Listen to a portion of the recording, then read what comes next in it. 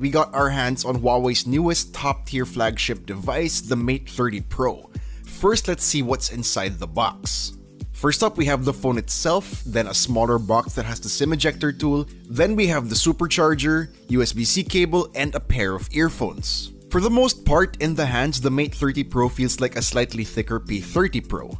The metal and glass design feels rock solid and is exactly what we would expect from the Mate series. The camera-focused design language on the back comes from the same DNA as last year's Mate 20 Pro, but now looks cooler and more futuristic. This one we have here is in the space silver color that doesn't have an exact look. It absorbs the ambient color of the environment it's in, so what you're seeing here may not be what you'll see in person, which I think is really cool. However, it's still really glossy and slippery, and since it's glass, it's a pure fingerprint magnet. Up front, we get a 6.53-inch OLED display with a resolution of 2400 by 1176, which yes, has a thick bar-type notch on top, but in this case, I can actually forgive this, since it's not as tall as an iPhone notch, and since it packs the important 3D depth camera for secure face unlock. For all intents and purposes, display quality is pretty much the same as what you would get on the P30 Pro, but what definitely sets this display apart are the extremely curved edges which Huawei calls the Horizon display. It gives a literal edge-to-edge viewing experience, and granted, it's not the first time we've seen it.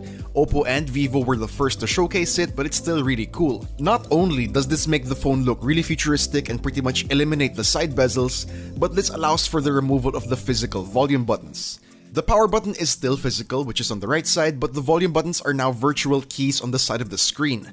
The haptic feedback feels great, you can configure them to appear on either side, and sliding up and down to adjust volume feels great. Other nice features of the display are the acoustic screen for taking calls, and it makes for half a front-facing audio experience, and an in-display fingerprint scanner. Up top, we have the secondary microphone and an IR blaster, while down at the bottom are the hybrid SIM tray that supports either 2 nano SIM cards or replace one with the proprietary nano memory card.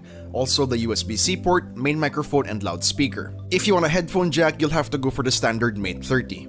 Taking a closer look at the back of the device, we have 3 main cameras, a 40-megapixel main, 40-megapixel ultrawide, and 8-megapixel telephoto. Also, there's a 3D depth sensor. For the front camera, it's a 32-megapixel sensor plus the aforementioned 3D depth camera for face unlock. Do stay tuned for our full review for a complete evaluation of this beast's cameras, but for now, check out these sample shots.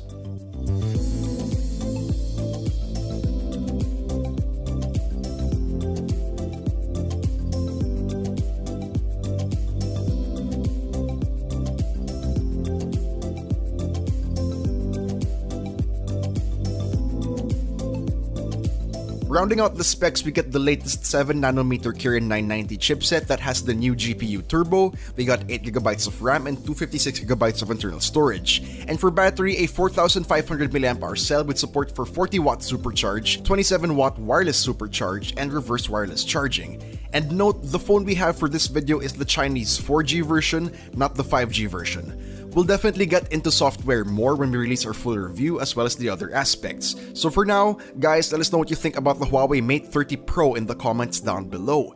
And if you enjoyed this video, please do drop a like, subscribe to our YouTube